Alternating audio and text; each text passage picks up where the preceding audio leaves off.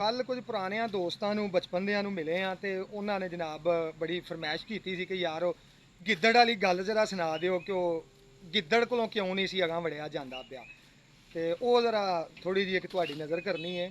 ਗਿੱਦੜਾਂ ਨੇ ਨਾ ਰਲ ਕੇ ਸਲਾਹ ਕੀਤੀ ਕਿ ਯਾਰ ਸਾਰਿਆਂ ਜਾਨਵਰਾਂ ਦੇ ਸਰਦਾਰ ਤੇ ਵਿੱਚ ਇੱਕ ਮਤਲਬ ਵੱਡਾ ਹੁੰਦਾ ਹੈ ਤੇ ਸਾਡਾ ਵੀ ਹੋਣਾ ਚਾਹੀਦਾ ਵੇ ਕਿ ਅਸੀਂ ਹੁਣ ਸਾਡੇ ਨਾਲ ਕਿਸੇ ਗੱਲ ਕਰਨੀ ਹੋਵੇ ਤੇ ਉਹ ਸਾਡੀ ਸਲਾਹ ਹੀ ਇੱਕ ਨਹੀਂ ਹੁੰਦੀ, ਅਸਾਂ ਕੁਝ ਕਰਨਾ ਹੋਵੇ ਤਾਂ ਵੀ ਇੱਕ ਸਲਾਹ ਨਹੀਂ ਹੁੰਦੀ।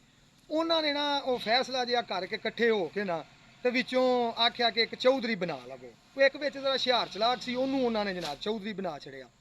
ਉਹਨਾਂ ਕਿਹਾ ਕਿ ਅਸੀਂ ਸਾਰੇ ਇੱਕੋ ਜਿਹੇ ਵਾਂ, ਜਿਹੜਾ ਆਵੇ ਉਹਨੂੰ ਕਿਵੇਂ ਪਤਾ ਲੱਗੇਗਾ ਇਹ ਚੌਧਰੀ ਹੈ। ਉਹ ਸਲਾਹ ਕਰਨ ਤੋਂ ਬਾਅਦ ਉਹਨਾਂ ਕਿਹਾ ਫਿਰ ਇੰਜ ਕਰਨੇ ਆ ਕਿ ਚੌਧਰੀਆਂ ਦੀਆਂ ਤੇ ਪਤਾ ਜੇ ਵੱਡੀਆਂ ਵੱਡੀਆਂ ਮੁੱਛਾਂ ਵੀ ਹੁੰਦੀਆਂ ਨੇ ਤੇ ਉਹ ਮਤਲਬ ਮੀਂਹ ਮੰਗਣ ਵਾਲਾ ਕੁੱਲਾ ਜਿਹਾ ਵੀ ਬੱਧਾ ਹੁੰਦਾ, ਉਹ ਬੜਾ ਕੁਝ ਹੁੰਦਾ ਵੇ ਚੌਧਰੀਆਂ ਦਾ।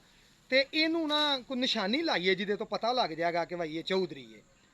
ਉਹ ਸਲਾਹ ਕਰਨ ਤੋਂ ਬਾਅਦ ਉਹਨਾਂ ਨੇ ਇਹ ਕੰਮ ਕੀਤਾ ਕਿ ਉਹਨੂੰ ਆਖਿਆ ਕਿ ਤੇਰੇ ਗਲ 'ਚ ਛੱਜ ਬੰਨ ਦਿੰਦੇ ਆ ਤੇ ਆਉਂਦਿਆਂ ਜਾਂਦਿਆਂ ਨਾ ਚਲੋ ਤੇਰੀ ਨਿਸ਼ਾਨੀ ਰਹਿ ਇਹਦੀ। ਉਹਨੇ ਕਿਹਾ ਜੀ ਠੀਕ ਹੈ। ਉਹਦੇ ਗਲ 'ਚ ਜਨਾਬ ਉਹਨਾਂ ਸ਼ਾਮੀ ਛੱਜ ਬੰਨ ਛੜਿਆ। ਸਵੇਰੇ ਦਿਨ ਚੜਿਆ, ਉਹਨਾਂ ਨੇ ਜਨਾਬ ਜਾ ਕੇ ਕਿਸੇ ਬੰਦੇ ਖੱਖੜੀਆਂ ਬੀਜੀਆਂ, ਸਾਨੂੰ ਖੱਖੜੀਆਂ ਦੇ ਵਿੱਚ ਹਮਲਾ ਚਾ ਕੀਤਾ। ਉਧਰੋਂ ਬੰਦਾ ਵੀ ਧਾਕ ਤੇ ਬੈਠਾ ਸੀ। ਉਹਨੇ ਜਨਾਬ ਕੁੱਤੇ ਪੰਜ ਚਾਰ ਨਾਲ ਆਪਣਾ ਕੋਈ ਛੋਟੇ ਡਾਂਗਾ ਲੈ ਕੇ ਤੋਂ ਚੜ ਗਿਆ ਗਿੱਦੜਾਂ ਦੇ ਮਗਰ। ਗਿੱਦੜ ਜਨਾਬ ਉੱਥੋਂ ਨੱਸੇ ਜਿਉਂ ਨੱਸੇ, ਕਮਾਦ ਸੀ ਅੱਗੇ, ਉਹ ਕਮਾਦ ਦੇ ਵਿੱਚ ਦੂਜੇ ਤੇ ਲੁਕ ਗਏ। ਹੁਣ ਜਿਹਨੂੰ ਛੱਜ ਵੱਜਾ ਸੀ ਨਾ ਉਹ ਅਗਾਂ ਅੰਦਰ ਹੋਵੇ ਤੇ ਉਹਦੇ ਕੋਲ ਅੰਦਰ ਨਾ ਜਾਇਆ ਜਾਏ, ਇਧਰੋਂ ਨਿਕਲ ਕੇ ਉਧਰ ਵੜੇ, ਉਹ ਪਿੱਛੋਂ ਡਾਂਗਾ ਮਾਰਨ।